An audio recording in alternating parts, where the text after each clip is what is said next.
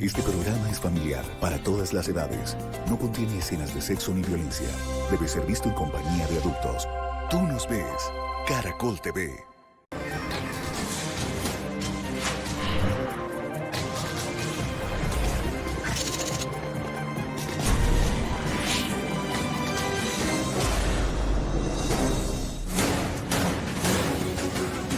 Buenas tardes, soy Diva Yesurún, la única diva de la televisión colombiana, y junto al equipo periodístico de Expediente Final llevaré hasta sus hogares la cronología de la muerte de Herman, el famoso Carepa Gaviria, quien falleció el jueves 24 de octubre del año 2002. Él tenía una cadena de oro y le dijo al kinesiólogo que lo único que lo podía matar era un rayo. Cuando lo giran, lo voltean, su nariz botaba humo.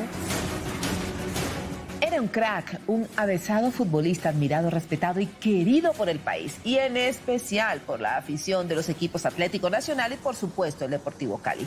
Su inesperada muerte dejó una herida profunda.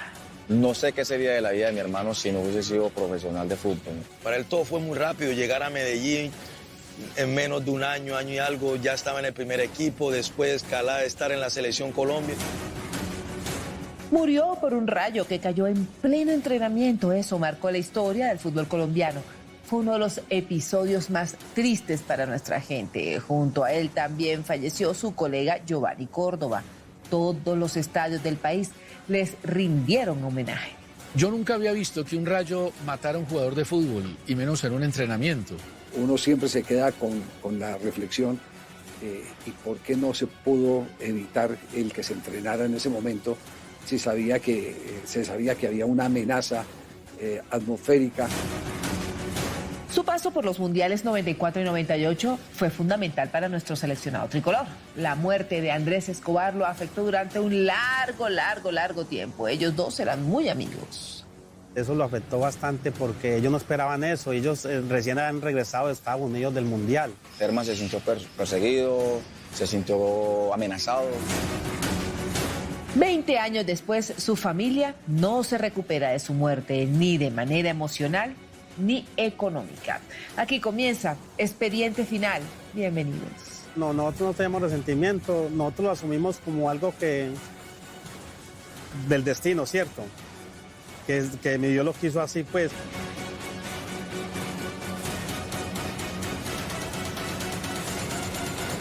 Palabras de Carepa Gaviria fueron: no me ha matado mi mujer para que me venga a matar un rayo. Pero con tan mala fortuna que ni el Carepa Gaviria ni Giovanni Córdoba lograron pararse.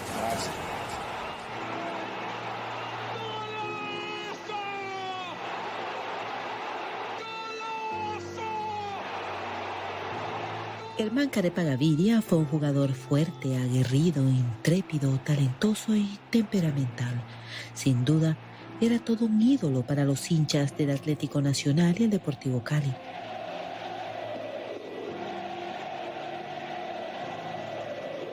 Pocos saben todo lo que tuvo que luchar para ganarse un espacio importante en el fútbol nacional. Fue difícil, el comienzo para él fue muy duro, porque salir de Medellín a Cali y esa rivalidad que siempre hay, con esa personalidad él se logró meter de una forma que se ganó un puesto. O sea, se ganó un puesto tanto en el equipo como con la hinchada, ¿no?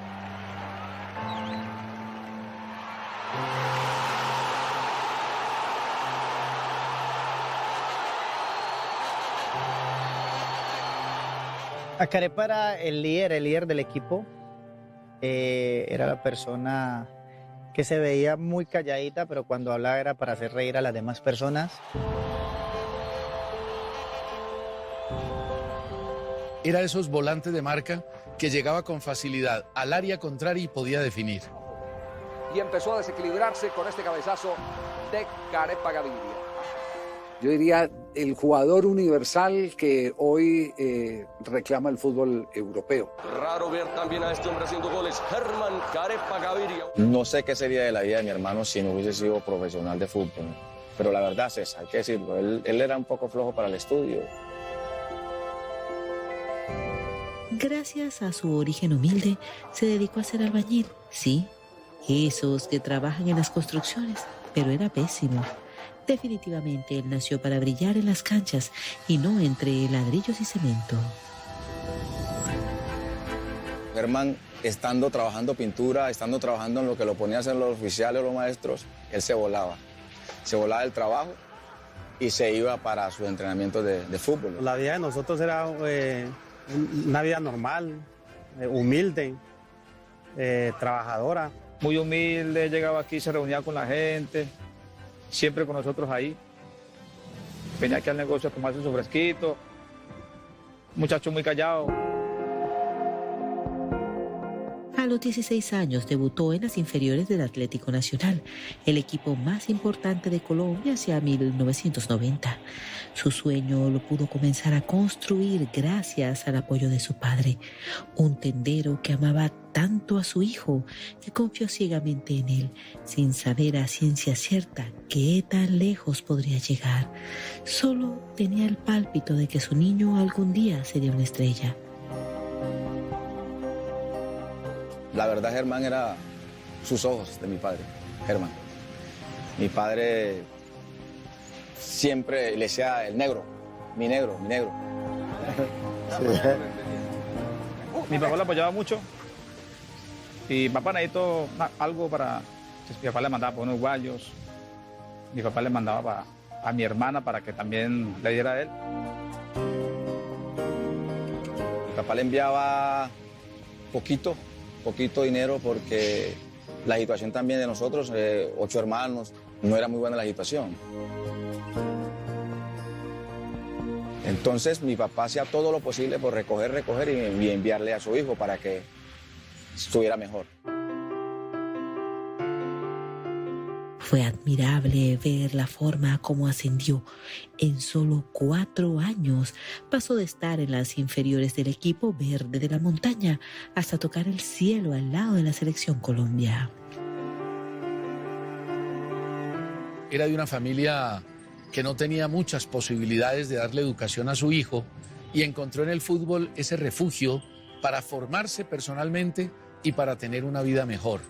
Y yo creo que Carepa la aprovechó. Y yo pienso que para él todo fue muy rápido.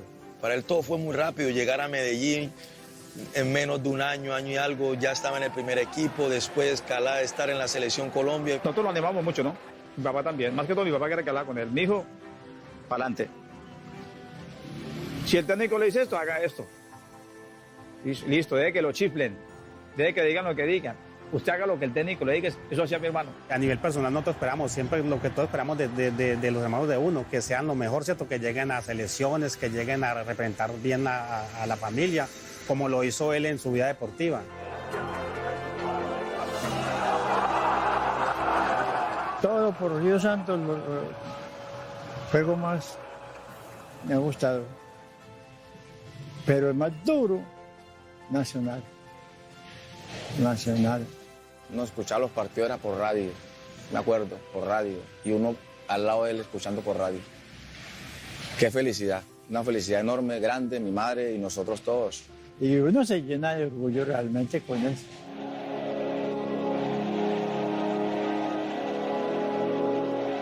A pesar de que era un poquito más joven que ellos, pues 2 años menos, pero cada que jugaba demostraba que tenía condiciones. Mi hermano jamás en la vida se le subieron los humos, como se dice vulgarmente. Una persona tranquila, como ver a nosotros la misma cosa. Él no se llenó de orgullo, ni que soy esto, ni nada de eso. Muy humilde, muy buena persona. Nacional fue definitivo en la carrera del Carepa. Ahí comenzó, ahí se hizo, ahí se consolidó. Por Nacional llegó a la selección Colombia, lo lleva Pacho Maturana. Nacional era un puente hacia el éxito. ¿Por qué razón? Porque Nacional estaba cargando con el prestigio del fútbol colombiano, materializado en el título de Copa Libertadores de América. Todo el mundo miraba a Atlético Nacional. Nacional era el equipo a mostrar. Era un equipo que era vitrina para los jóvenes que venían, porque el equipo ya se iba, paulatinamente ya se iba renovando. No, él nos dio la casa. A mi papá la ayudaba para el negocio.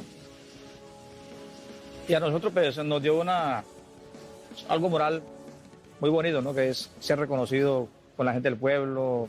La gente todavía nos quiere, nos recuerda. El kiosco Gaviria también mejoró, aportó, hizo lo propio, sabiendo que él ya había trabajado con su padre y bueno, ahora sí vamos a darle vida a este negocio y nos aportó mucho, nos ayudó bastante y también fuimos avanzando.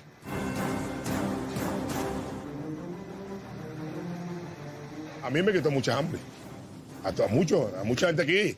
Era mercado, mercado, a mucha gente. Iba a la casa a hacerle colita, que los 50 en ese tiempo eran muy humanitarios, muy humanitarios. Mucha gente le volvió hermano. Muy chévere.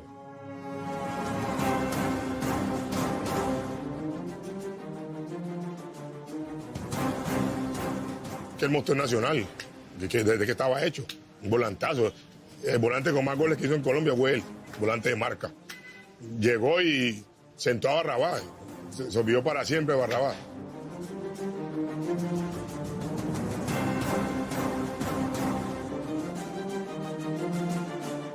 Después de esos Olímpicos de Barcelona para el 93, ahí fue donde Germán ya empezó un nivel muy alto, entró a Copa América en el 93. Y fue algo muy rápido y de hecho ya después se necesitaba jugadores para una nueva renovación de la selección y lo que fue él caló muy bien, porque prácticamente era hacer el mismo trabajo que hacía en Nacional.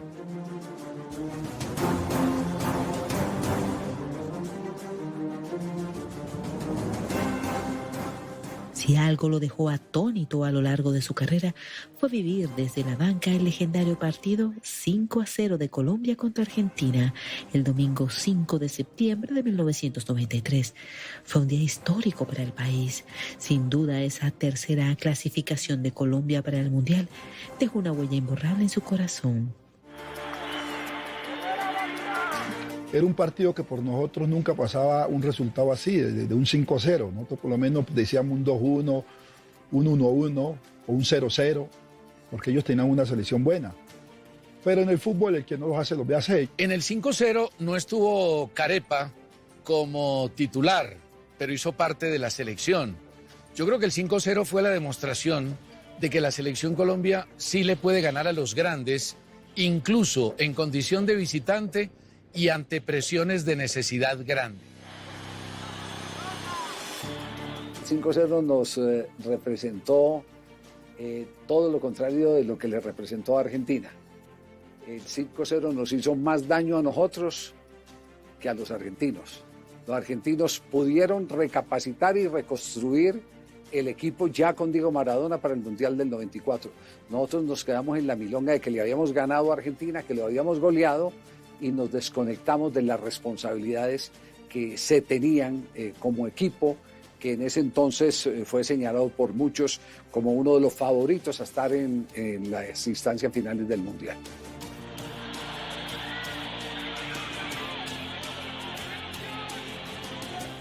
Ese día para nosotros fue comida gratis, bebida gratis, y entonces me acuerdo que nos llevaron al campín. Y en el camping me dice Carepa, ¿y qué vamos a hacer hoy, Turbo? Bueno, vamos para su calle, llegamos al hotel, me acuerdo en el hotel Tequendama, nos quitamos la corbata, dejamos el bolso y empezamos a hablar, bueno, los que van para la calle. Recuerdo que íbamos a Aristi, Carepa, Valenciano, Faustino, Aaron Lozano y mi persona. Vámonos para su calle.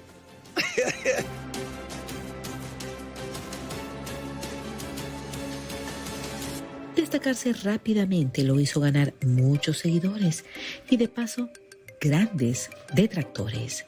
Uno de los más fuertes fue el campeón de la radio, Edgar Perea, quien abiertamente mostraba que no le gustaba la participación del novato.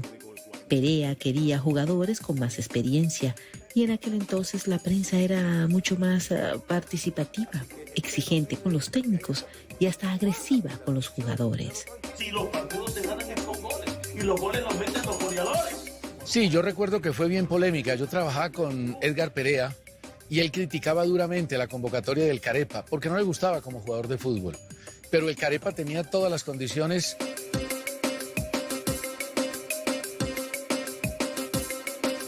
Decía Edgar Perea, ¿no? El locutor. ¿Quién es ese muchachito? ¿Qué va a hacer por allá? Entonces Hernán Darío le decía a Carepa que no le para bola a nadie lo que diga la gente. La gente decía que porque Nacional, pero nosotros sabíamos que él podía responder en esa posición. O sea, porque ya la transición de otros compañeros de nosotros era más lenta. Y era como una nueva generación, él y Harold Lozano. Y había gente que sí nos tiraba duro. Verbalmente nos tiraba duro. Pero bueno, eso no le para bola. Mi madre era una de las que decía que ella por eso casi no le gustaba ver y escuchar, porque cuando hablaba mal de su hijo, obviamente siendo la madre, pues ella lo sentía muy, muy en el fondo.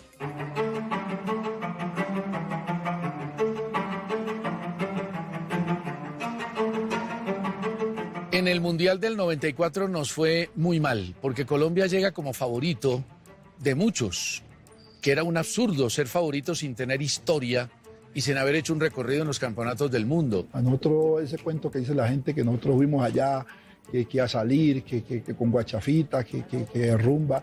No, nunca. Nosotros fuimos en Estados Unidos que nosotros no conocíamos a nadie, nosotros todos eran en las piezas. A veces, de vez en cuando, es que se metía el folclore, que iban muchos hinchas a entrevistarnos a nosotros, otras veces iban a firmar un autógrafo, pero de ahí no pasaba. Es un desastre total. El terminar el Mundial como lo terminó Colombia se convirtió en un desastre total con un agregado adicional que es la muerte de Andrés Escobar. Eso adentro era terrible. Adentro la selección Colombia era un duelo de carteles, eso era muy bravo. Eso volaba la plata, volaba el billete, el trago. Esos jugadores nunca se pudieron concentrar. Los jugadores perdieron totalmente la humildad.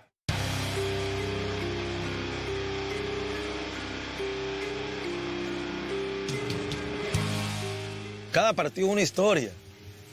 Hoy puedo ser que el villano, mañana salgo como el héroe. Eso es el fútbol. Pero ya una pérdida de un ser humano, sí, ya eso es algo irreparable. Yo no creo que por la cabeza ningún futbolista pase que quiere perder. Y más cuando tú juegas para tu selección, que la selección es la selección. Esos son jugadas que pasan, eso en el fútbol siempre hay errores que vienen, que uno tiene que saberlos enfrentar. Andrés nos pidió disculpas, que todo bien y ahí el pibe como capitán nos reunió a todos, no pasa nada, tenemos que seguir para adelante. Y así fue, nosotros nunca bajamos los brazos por eso.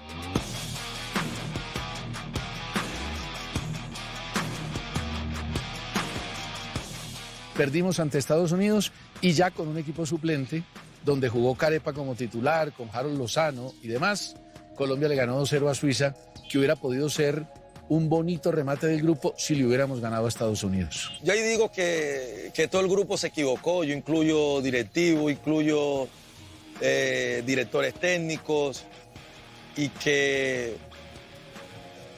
pronto no se supo canalizar eso, porque realmente éramos un equipo muy fuerte. Fallamos en muchas cosas, pero eso no es algo que nos sirvió mucho de experiencia y yo no tengo queja de ese mundial porque uno dio hasta donde uno pudo. Y el fútbol es un juego que uno tiene que perder y ganar y uno tiene que saber aceptar también cuando gana y cuando pierde.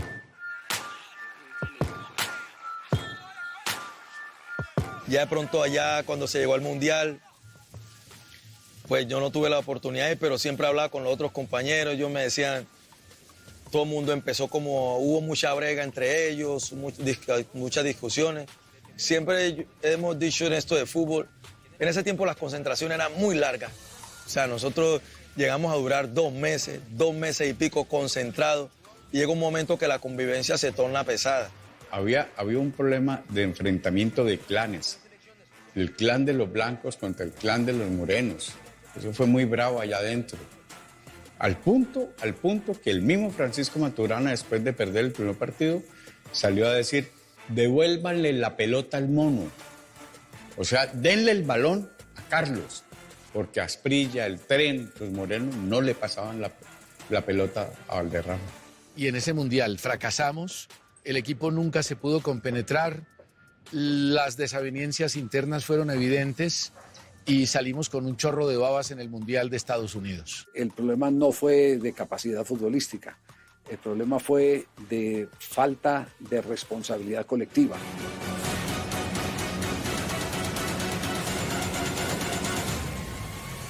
Olía como a una carne cuando tú la pones a un sartén, olía quemado, pero quemado. Su nariz botaba humo, su boca de igual manera, era sangre negra.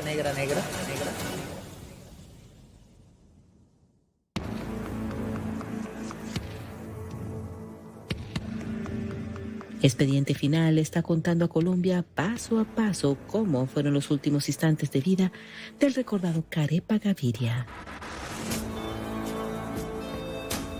Luego de la participación de Colombia en el Mundial de Estados Unidos en 1994, los futbolistas empezaron a ser blanco de intimidantes amenazas provenientes de poderosos narcotraficantes.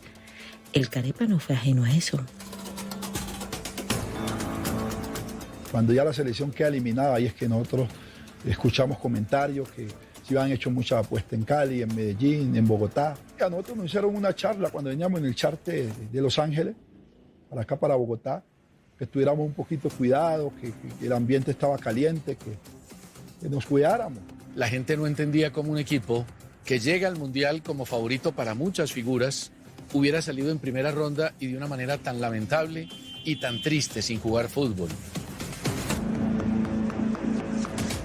A mí no se me olvidan las palabras de Pacho Maturana. Yo estaba ahí en Fullerton, en la concentración de Colombia, cuando Pacho Maturana reúne a los jugadores, incluido Andrés Escobar, y le dice a los jugadores: nadie va a entender el dolor que ustedes están viviendo más que sus familiares. Nadie va a comprender lo que para ustedes significa el haber defraudado sus propios sueños. Y les pide a los jugadores que por favor no den papaya, que se refugien donde más los quieren, que son sus madres, sus hermanos, sus padres en general, sus amigos de confianza, que no salgan a la calle. Sí, no, él estuvo muy decaído, esos días muy decaído, y hablaba mucho con los compañeros, con los que llegaron pues de allá, con todos los que llegaron de Estados Unidos, que todos les dio muy duro, y él también, pues él no fue ajeno a eso. Herman se sintió perseguido, se sintió amenazado, y hasta que mi hermano estuvo aquí en apartado cuando se vino después de eso, la policía estaba constante con él, pendiente, cuidándolo, porque sí se rumoró por ahí que él era un compañero muy cercano a Andrés y de pronto sabía muchas cosas y lo estaban como envolviendo en un problema serio.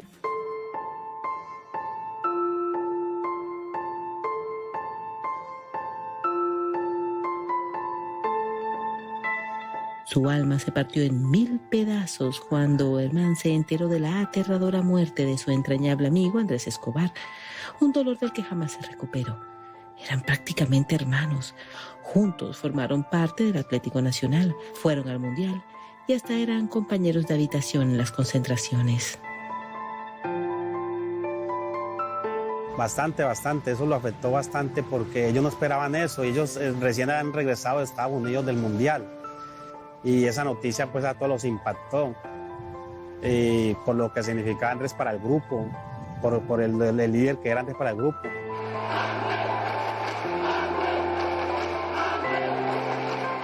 Para Germán fue dolorosísimo porque Germán compartía habitación con Andrés. Entonces, imagínate, eliminados. Luego a los días pasó lo que pasó con el difunto Andrés Escobar.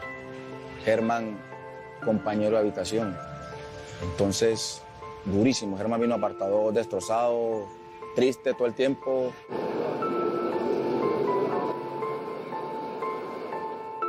Y se empieza a hacer una exposición internacional de que el fútbol colombiano ha estado en manos de la mafia y que habían matado a un jugador de fútbol por un resultado en un partido, y ningún partido tiene que estar por encima de la vida.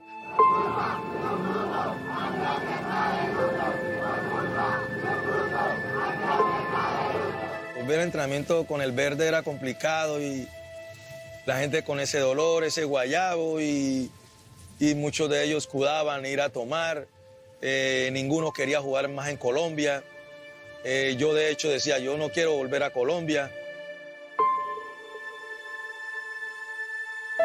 Con la partida de Escobar quedó un gran vacío en su corazón. Sin embargo, la vida tenía que seguir. Fue parte del Deportes Tolima durante un año. Volvió al Atlético Nacional, luego al Deportivo Cali. Pero él quería más. Germán el Carepa Gaviria era el capitán, era el líder, el jefe, le decían a él, en el Deportivo Cali. Aparte de eso, era de mucho respeto. Es que él era figura y ya capitán del Deportivo Cali. Ya no había que hacer, lo querían mucho. Hasta aprendió de la salsa.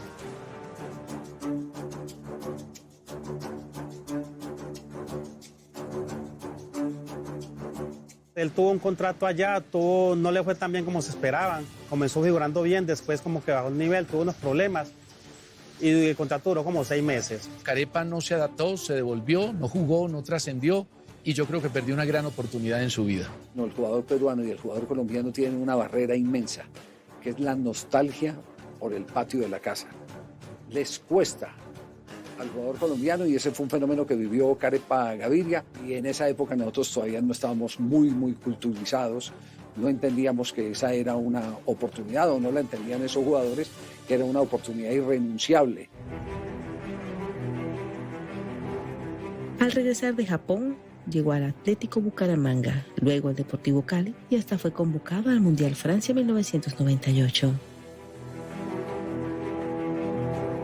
Vamos con esa espinita pues, de querer hacer algo bueno en el 98. Carepa ya en ese momento, en el lapso del 94 a 98, ya se había consolidado como futbolista, de manera que ya las convocatorias de ahí en adelante a la selección era casi que un tema obligado. Hacia el año 2002 era considerado una de las estrellas del Deportivo Cali. El equipo era el líder de la tabla de posiciones. Giovanni Hernández se destacaba como el capitán. Carepa, apodado el jefe, brillaba en cada partido. Lejos estaba de imaginar que en el equipo que le generaba tantas pasiones, encontraría la muerte. El próximo año, ya a ser 2003, ya él pensaba pues retirarse del fútbol y ya dedicarse a estudiar la dirección técnica deportiva de fútbol.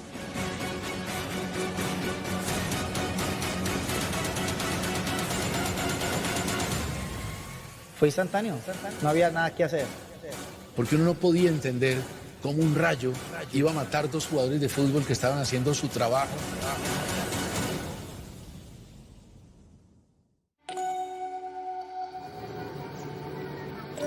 No todo lo investigado ha sido revelado. Hoy el canal Caracol abre el expediente final de Hernán el Carepa Gaviria, el hijo más famoso del municipio, Carepa, Antioquia.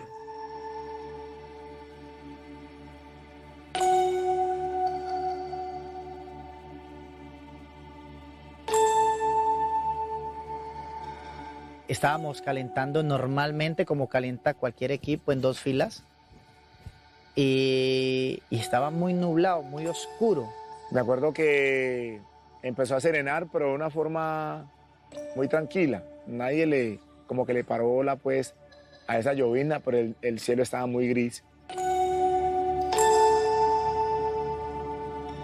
Y yo recuerdo muy bien estas palabras que llegó y dijo el utilero. Digo, muchachos, por favor pásenme las cadenas y los anillos y los aretes de oro para guardarle que puede caer un rayo, o que va a llover, dijo. Y las palabras de Carepa Gaviria fueron: no me ha matado mi mujer para que me venga a matar un rayo.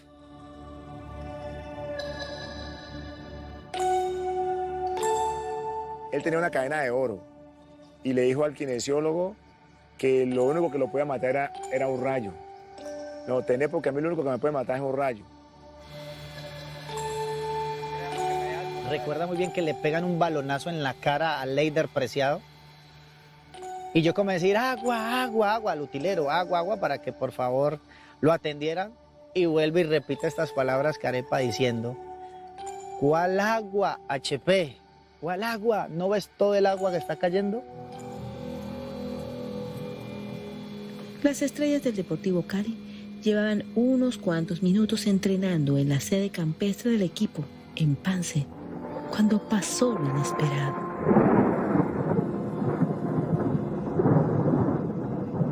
Yo recuerdo, me levanté un poquito, a los demás dicen que de igual manera, pero cuando hay ese golpe y eso tan bravo que pasó, volteamos a mirar, todo el mundo llorando, gritando, y cuando miramos fue a Carepa tirado en la mitad de la cancha.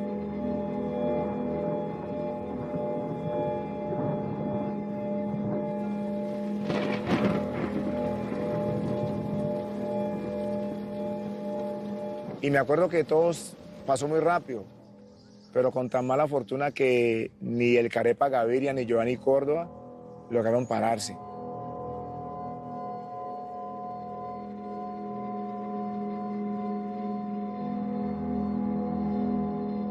El técnico era Oscar Héctor Quintabani. Yo recuerdo que lo llamo inmediatamente y Quintabani, entre lágrimas, no me sabía explicar la situación.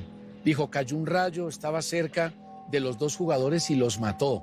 No, fui de los primeros en llegar con Castillo y estaba boca abajo, lo volteamos y no tenía ningún signo realmente que podamos decir, ¿no? En ese momento no tenía respuesta a lo que uno le gritaba, le pedía, ya estamos con vos, quédate, nada más. Pero pasó algo muy particular, que el Carepa Gaviria quedó en su hábitat, en la mitad del terreno de juego donde él despegaba su fútbol.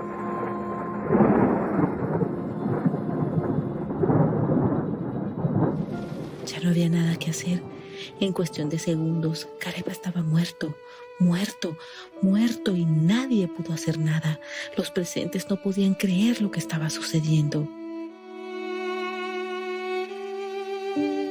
Me acuerdo que Carepa, cuando yo logré auxiliarlo, él olía como a una carne cuando tú la pones a un sartén, olía quemado, pero quemado.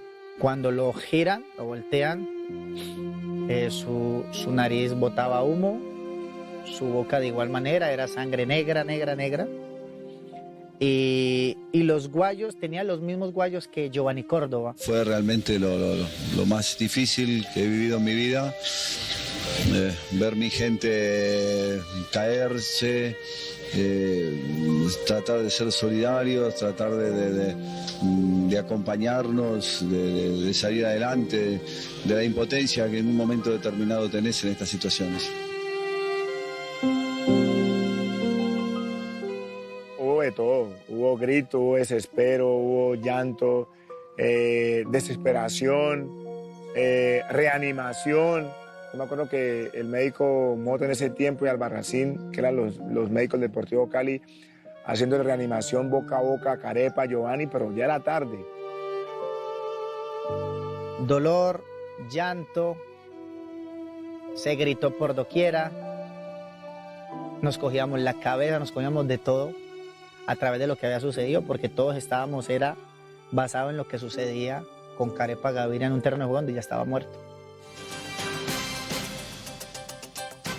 No son buenas las noticias. Fuentes allegadas al cuadro Deportivo Cali acaban de confirmar el fallecimiento de Carepa Gaviria, el veterano volante del conjunto azucarero, después de haber sido impactado por un rayo cuando se cumplía a las 4:30 de la tarde de hoy un entrenamiento del equipo titular del conjunto Deportivo Cali. La noticia la vimos, fue por televisión. La información que le dio a mi papá y a mi mamá fue que ellos pues todavía no estaban muertos, sino que antes de un accidente, que sobre un rayo, sobre un, bueno. Han sido trasladados los jugadores Giovanni Córdoba, Giovanni Hernández, Chumi Álvarez y Carepa Gaviria. Pero ya cuando televisión aparece que un extra y aparece Germán Gaviria y todo y muestran las imágenes y todo, ¿no? esto es una realidad.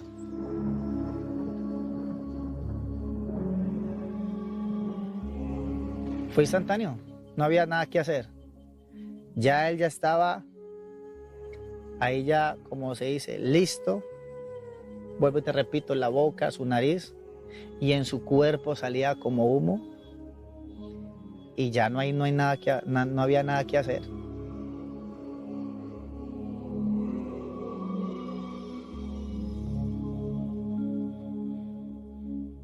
Todas las personas pensaron que era Giovanni Hernández porque dijeron en la radio que Giovanni Hernández o Giovanni había muerto. Tras eso sucedió.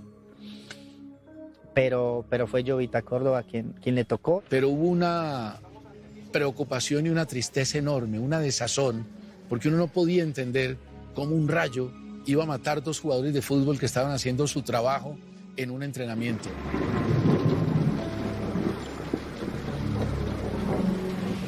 El que se hayan mantenido entrenando en medio de la lluvia, en medio de los truenos, determinó tal vez una de las más tristes noticias, porque uno siempre se queda con la reflexión y por qué no se pudo evitar el que se entrenara en ese momento si se sabía que había una amenaza atmosférica.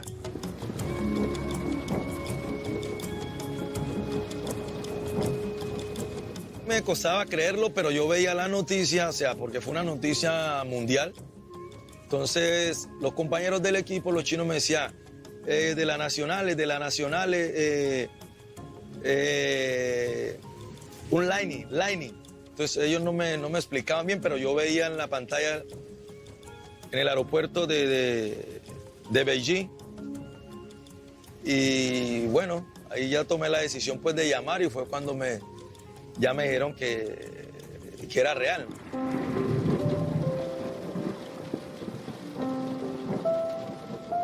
Yo nunca había visto que un Rayo matara a un jugador de fútbol, y menos en un entrenamiento. Pero después de que sucedió lo de Carepa y lo de Giovanni Córdoba, se empezaron a conocer noticias de que había habido casos anteriores donde los Rayos habían matado jugadores de fútbol en campos de juego. Su familia y la hinchada enardecieron de dolor, de angustia. La tristeza se tomó a Colombia. La prensa se enloqueció con esta noticia. El presidente líder del campeonato, Humberto Arias, estaba descompuesto. Perdió uno de sus hijos más queridos. Quería mucho, él me quería mucho a mí.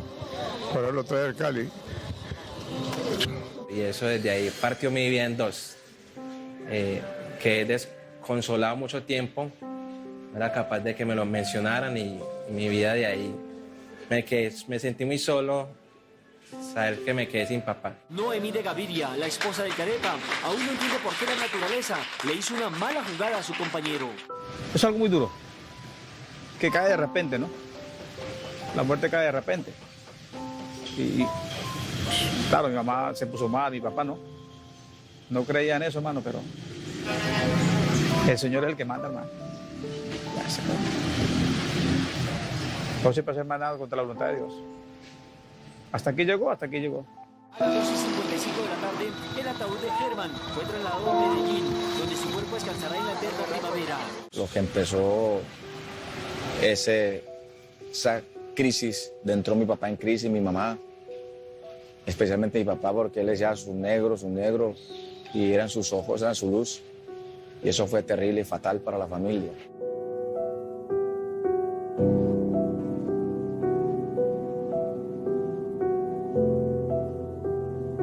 Dios los tenga allá con Andresito y con su Elías, porque eso era un discípulo aquí en la tierra, en el fútbol. Su cuerpo fue llevado al estadio Atanasio Girardot de Medellín, justo uno de los lugares que sirvió de testigo de su formación como estrella del fútbol.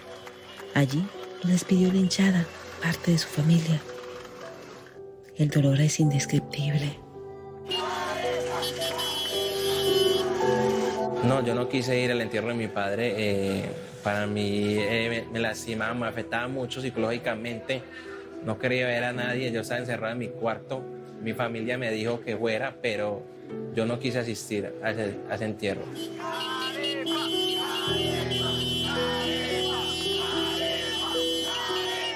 uno no sabe ni qué pensar, o sea,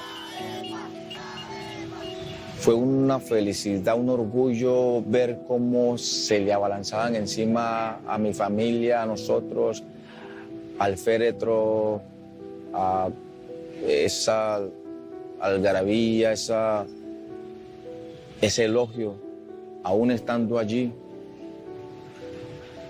Nosotros no sabíamos por dentro qué era, o sea, nosotros quedamos, fue un choque, porque tiene uno como le daban a uno esa felicidad a los hinchas de gritar y corear Germán, Germán, Germán, Carepa, Carepa, y nosotros ahí llevándolo para el cementerio.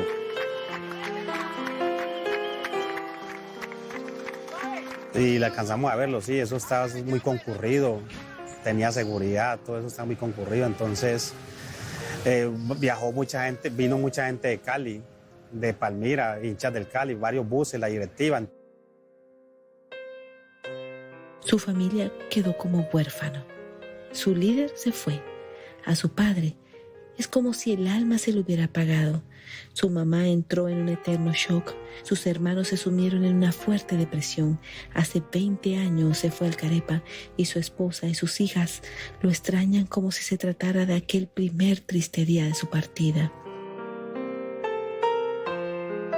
Nosotros, gracias a Dios, tenemos el negocio aquí toda la vida, que Él nos ayudó también. Entonces, de ahí, gracias al Señor, nos hemos sostenido todos ahí, mi papá, mi mamá, mis hermanos trabajan ahí, entonces trabajamos ahí. Y gracias al Señor, pues ahí estamos, ¿no? Dios no nos ha desamparado. No, nosotros no tenemos resentimiento, nosotros lo asumimos como algo del destino, ¿cierto? Que mi Dios lo quiso así, pues, que pasó de esa manera.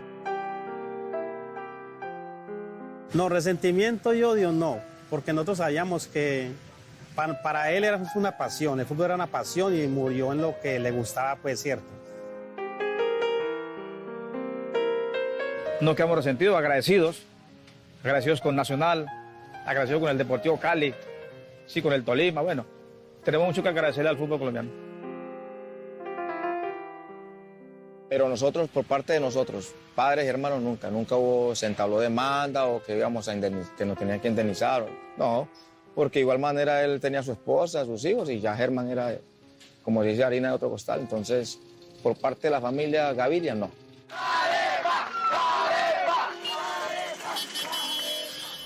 Germán el Carepa Gaviria siempre será recordado como uno de los personajes más queridos y admirados del deporte colombiano, quien logró brillar en una época estelar del fútbol nacional.